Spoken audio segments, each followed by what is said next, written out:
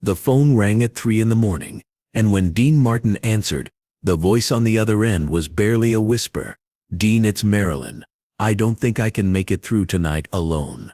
Notice what Dean did in the next 6 hours would never appear in any biography, any documentary, any tell-all book about Hollywood's golden age. It was the night he saved the most famous woman in the world, and the secret he carried with him to his grave. Dean had been asleep for only 2 hours when the ringing pulled him out of a dreamless darkness. The shrill sound, cutting through the silence of his bedroom like a knife. His first instinct was to ignore it. Nothing good ever came from phone calls at 3 in the morning, and he had a recording session in 6 hours that required him to be at least marginally functional. The pillow was warm, the bed was comfortable, and every sensible part of his brain was telling him to let the answering service handle whatever crisis was demanding his attention at this ungodly hour. But something made him reach for the receiver anyway. Some instinct that had been honed by decades of reading audiences and knowing when something was genuinely wrong beneath the surface. Write in the comments, where are you listening to this story from, and what time is it right now? Because this story is about to show you a side of Dean Martin that the public never saw, and a friendship that existed entirely in the shadows, away from the cameras and the columnists, and the cruel machinery of Hollywood fame. He recognized her voice immediately, even though it was stripped of its usual breathy confidence, even though it trembled with an uncertainty he had never heard from her before. Marilyn Monroe had a way of speaking that was absolutely unmistakable. That particular combination of vulnerability and sensuality and intelligence that had made her the biggest star in the entire world. Directors tried to replicate it with other actresses and always failed. Imitators tried to copy it and only managed to create pale shadows. It was uniquely hers, as distinctive as a fingerprint. But tonight there was no performance in her voice, no character being played, no image being maintained. Tonight there was only raw, unfiltered fear. "Marilyn? What's wrong, sweetheart? Where are you?" "I'm at home. I'm alone. Everyone left."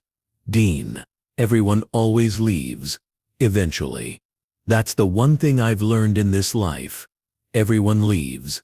Her words were slightly slurred, not dramatically so, but enough for Dean to notice, and he felt his stomach drop, like he was in an elevator with a snapped cable. He knew that slur. He had heard it too many times, from too many people, in this unforgiving industry. People who needed something to take the edge off the pain, and ended up slicing themselves on that edge instead. "What did you take, sweetheart? Tell me what you took." "Just some pills to help me sleep." "But they're not working. Nothing works anymore.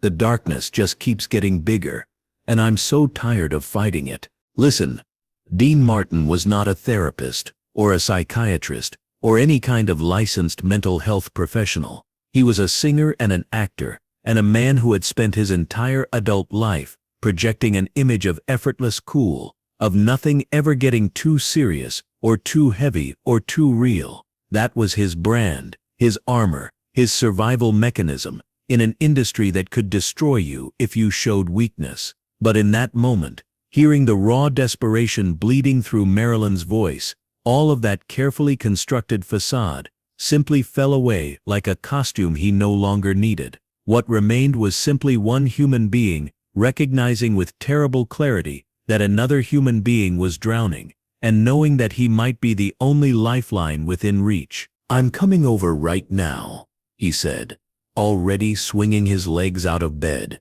already reaching for the trousers he had draped over the chair. "Don't move from where you are. Don't take anything else. Don't do anything except stay on the phone with me until I get there. Can you do that for me?" "You don't have to do that, Dean. I shouldn't have called you. It was selfish of me. I'm sorry. I didn't know who else would actually answer at this hour. I didn't know who else would even care." "Marilyn?" His voice was firm but infinitely gentle. The voice of a man who knew exactly how to command attention without raising his volume. "I'm coming. That's not a negotiation. That's not a discussion. That's simply what's going to happen. Now I need you to talk to me while I drive. Tell me about your day. Tell me what happened that brought you to this moment." The drive from Dean's house in the hills to Marilyn's Brentwood home took 22 minutes at 3 in the morning, with the streets empty and silent, and the traffic lights mostly blinking yellow in the darkness. Los Angeles at this hour was a different city entirely, stripped of its daytime glamour, revealed as just miles of pavement and stucco and palm trees, swaying in the night breeze. Dean kept her on the phone the entire time, one hand on the wheel and the other pressing the receiver to his ear, asking questions and listening carefully to her answers, keeping her anchored to the present moment instead of letting her drift into whatever terrible darkness was trying to pull her under. She told him about the studio executives who had fired her from her latest picture, the cold efficiency with which they had ended a relationship that had made them millions, about the directors who called her difficult and unprofessional when all she wanted was to do good work, to be taken seriously, to prove that she was more than just a body and a face, about the men who had sworn they loved her and then vanished the moment she needed them most, leaving her alone to wonder if she had ever been loved at all or just desired, about the crushing, suffocating loneliness of being the most desired woman in America and feeling completely, utterly, devastatingly alone every single night. "They don't see me," she said at one point, her voice cracking like thin ice under pressure. "They see Marilyn Monroe. They see the blonde hair and the white dress and the breathy voice and the image that the studio created. But me, the real me, Norma Jean, the girl who used to dream about being someone, nobody even knows she exists anymore. Sometimes I'm not sure she exists either. Sometimes I think Marilyn swallowed her whole and there's nothing left." Wait. Dean understood this feeling more than he could ever express. The public saw Dean Martin, the king of cool, the man who drank and joked, and never let anything bother him. But that was a character, a mask he wore because the entertainment industry demanded it. The real Dean, the one who worried about his children and lay awake at night wondering if his success would last, that person was kept carefully hidden from view. He had built walls so high and so thick that even his closest friends sometimes forgot there was a real person behind the performance, a person who felt pain and doubt and fear just like everyone else in the world. But Marilyn had always seen through those walls.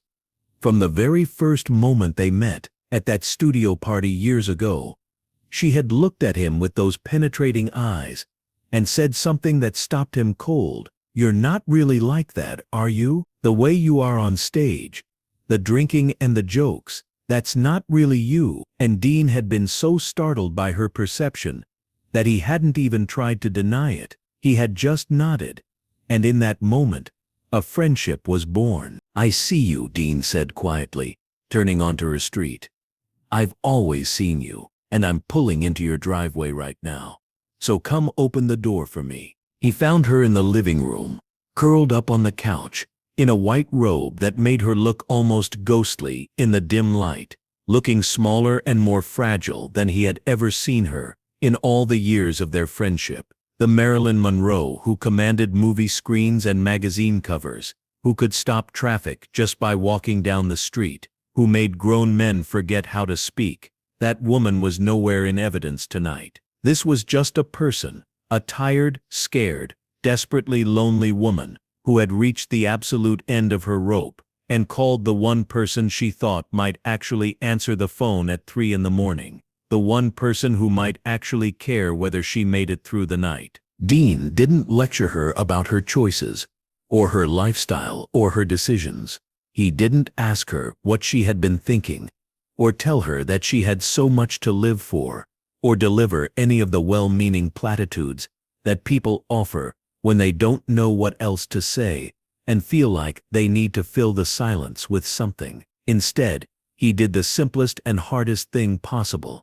He sat down beside her on the couch, put his arm around her shoulders, pulled her close, and simply held her while she cried, letting her release decades of accumulated pain into the shoulder of his hastily thrown-on jacket. Stop for a second and picture this scene in your mind.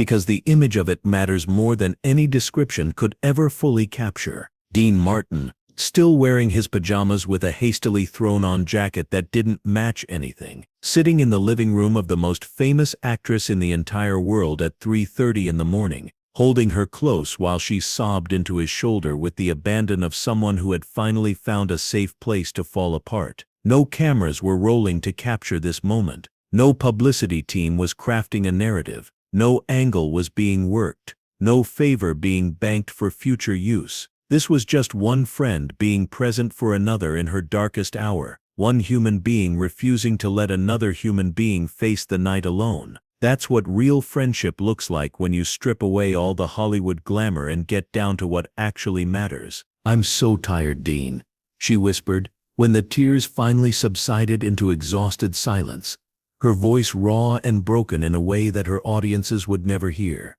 "I'm tired of being afraid of everything. I'm tired of being alone in rooms full of people who claim to adore me. I'm tired of fighting every single day to be taken seriously as an artist when everyone just wants me to be the dumb blonde who giggles and poses. I don't know how much longer I can keep doing this. I don't know if I want to keep doing this." "Then don't do it alone anymore. That's the trick, Marilyn.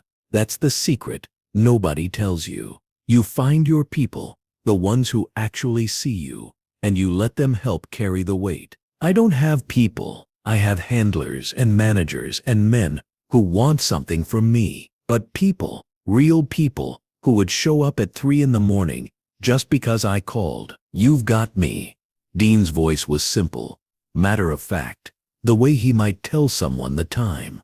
"You've always had me. We just never talked about it before."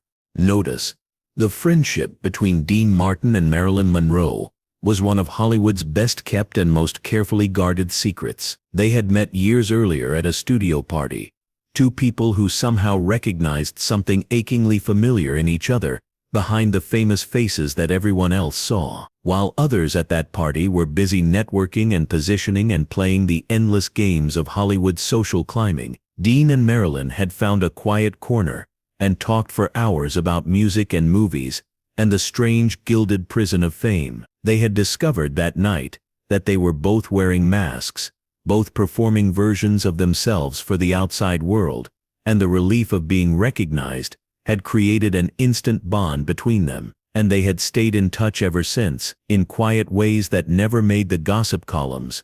A phone call here when one of them was struggling, a chance meeting there that wasn't entirely chance, the kind of friendship that exists entirely in the margins of public life, because the public would never understand it, and the press would only destroy it. Marilyn looked at him with those famous eyes, red from crying, stripped of makeup, impossibly beautiful in her brokenness.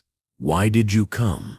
You have a life, a family, a career. You didn't have to drive across town in the middle of the night for me. You called. That's all the reason I needed. But why? Why do you care what happens to me?" Dean was quiet for a moment, gathering his thoughts. When he spoke, his voice was softer than usual, lacking the easy charm that audiences expected from him. "Because I know what it's like to feel like you're drowning, while everyone around you is convinced you're swimming. Because I know what it's like to smile for the cameras when everything inside you is screaming. Because I've been where you are, Marilyn, maybe not as deep but deep enough to recognize the look in your eyes when I see it." Remember, Dean Martin's public image was so carefully constructed, so meticulously maintained over decades of performances, that almost no one in the world suspected the depth of sensitivity that existed beneath the surface. The drinking, the casual attitude, the nothing bothers me persona. It was all an elaborate shield, designed to protect a vulnerable heart from a world that routinely chewed up sensitive people and spat out their remains without a second thought. He had built that shield so well, so convincingly, that even the people closest to him sometimes forgot there was a real person behind it, a person capable of compassion and tenderness, and the kind of quiet heroism that never makes the newspapers. But Marilyn had always been able to see through that shield, somehow. From that first conversation at the party all those years ago, She had looked at him with those penetrating eyes that seemed capable of seeing straight through every defense he had ever built, and she had recognized a kindred spirit. Two lonely people in a crowded industry. Two masks recognizing each other across a room full of masks. Two souls who had found in each other something precious and rare, the freedom to be real. "What do I do now?" Marilyn asked. "I can't keep living like this, but I don't know how to change anything. The studio has me trapped. The press has me trapped. Even my own image has me trapped. I'm suffocating, Dean, and I don't know how to breathe. Tonight you don't have to figure anything out. Tonight you just have to make it to morning. Tomorrow we can talk about everything else. But right now the only thing that matters is getting through the next few hours." Listen, this was wisdom that Dean had learned the hard way, through his own dark nights, when the future seemed impossible to imagine. You couldn't solve everything at once. You couldn't fix a broken life in a single evening, but you could survive until sunrise, and then you could survive until the next sunrise, and eventually the weight would become bearable enough to carry. He made her tea, finding his way around her kitchen with the casual competence of a man who had made a lot of tea in a lot of strange kitchens. He found a blanket and wrapped it around her shoulders. He turned on the radio to a station playing soft jazz, filling the silence with something other than the sound of her own thoughts. And then he sat with her, not demanding conversation, not trying to fix her problems, just being present, being a witness to her pain, without trying to minimize it or explain it away. "Can I tell you something?" Marilyn asked sometime around 4:30, when the first hints of gray were starting to lighten the darkness outside. "You can tell me anything. Sometimes I think the world would be better off without me, that I cause more trouble than I'm worth, that everyone I love ends up getting hurt, and maybe if I just disappeared, everyone would be happier." Wait. Dean felt his heart seize at her words. He had suspected this was what she was thinking, but hearing it said aloud made it terrifyingly real. He turned to face her, taking her hands in his, making sure she was looking directly into his eyes.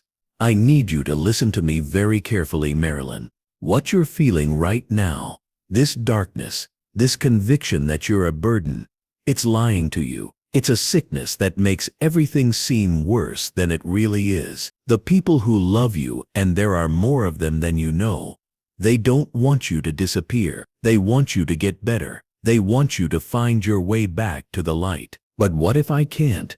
What if the darkness is all there is? There's always more than darkness.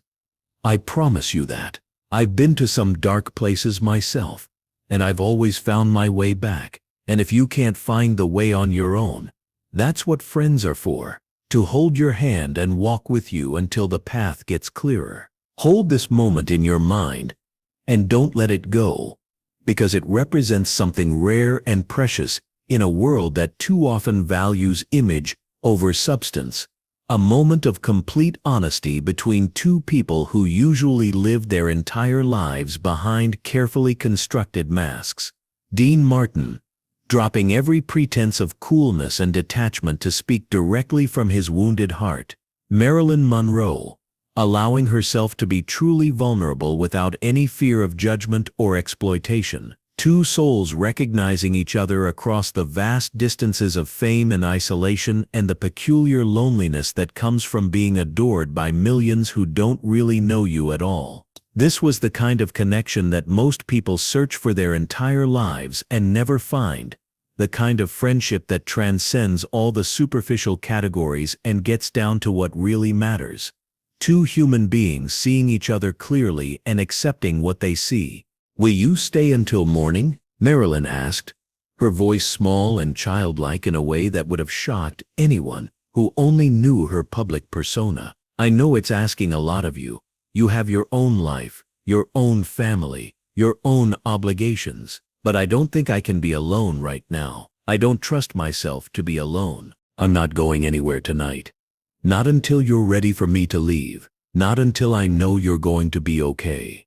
They watched the sunrise together from her patio, sitting side by side in comfortable silence, as the sky transformed from the deep gray of night to pink to gold to the brilliant blue of a new California morning. The birds started singing one by one, building into a chorus. The neighborhood began to stir with the sounds of cars starting and doors opening, and people beginning their ordinary days. And slowly, gradually, almost imperceptibly, the terrible weight that had been pressing down on Marilyn for so long seemed to lift just slightly, as if the arrival of light was proof that darkness didn't last forever, even when it felt like it would never end. "Thank you," she said finally, and her voice was stronger now, more like herself, more like the Marilyn he remembered from better days. "I don't know what would have happened if you hadn't come tonight. I don't want to know what would have happened. That's not something you need to think about or torture yourself with. What matters is that I did come, and you called, instead of suffering alone. And you're still here, and the sun is up, and we made it through the night together. That's all that matters. Everything else is just speculation." Stop for a second, and consider the weight of that simple statement. We made it through the night. For someone in the depths of a crisis, sometimes that's the only victory that matters. Not solving all your problems in a single evening, not figuring out your entire future while sitting on a patio at dawn, not suddenly becoming a different person without any of the old struggles, just surviving until morning, just proving to yourself that the darkness doesn't last forever, even when it feels like it has swallowed the entire world and there's no light anywhere to be found. Just making it to another sunrise, and knowing that you're still here to see it. Dean made breakfast for both of them in her kitchen, scrambled eggs and toast, nothing fancy or complicated, but something warm and real and nourishing to anchor her back to the world of the living. They ate together at her small kitchen table, while the morning light poured through the windows like a benediction, and for a little while they were just two friends, sharing a simple meal, not two of the most famous people in America carrying the weight of their impossible lives. "I'm going to get help," Marilyn said, the words coming out like a solemn promise she was making to both of them. Real help this time. Professional help. Someone I can actually talk to about all of this darkness. Someone who knows how to help people find their way back to the light. "I've been trying to handle everything on my own for too long, and I finally understand that's not working." That's the bravest thing you can possibly do. Asking for help isn't weakness, it's wisdom. It's recognizing that nobody on this earth can carry everything by themselves. No matter how strong they are, or how much they want to prove, they don't need anyone. Notice, Dean had never talked about this subject publicly, but he had seen enough people in the entertainment industry struggle with their inner demons to understand deeply the critical importance of professional support. He had watched friends and colleagues self-destruct because they were too proud or too scared to admit they needed help from someone who actually knew how to provide it. He didn't want Marilyn to become another cautionary tale, another bright light extinguished too soon, another name spoken with sadness at industry gatherings. "Will you check on me?" she asked as Dean prepared to leave. The morning now fully arrived, and the world outside coming back to life. "Not every day. I don't want to be a burden on you or your family, but just sometimes, just so I know someone out there is paying attention. Every week, without fail, I'll call you every single week. And if you ever need me at 3 in the morning again, you call me. It doesn't matter what's happening in my life, doesn't matter where I am or what I'm supposed to be doing. If you call, I answer. That's a promise I'm making to you right now. And I don't break my promises." If you want to know what happened in the months that followed, the phone calls, the quiet check-ins, the friendship that deepened in the shadows, tell me in the comments. Some stories don't have happy endings, but they have meaningful ones. Some connections save us even when they can't save everything. Dean kept his promise. He called her every week, sometimes more often. They talked about movies and music and the ridiculous circus of Hollywood life. They laughed together, complained together, And slowly, Marilyn began to find her footing again. She started seeing a therapist who actually listened. She began setting boundaries with the studio. She started building a life that was about more than just being Marilyn Monroe. She still had dark days.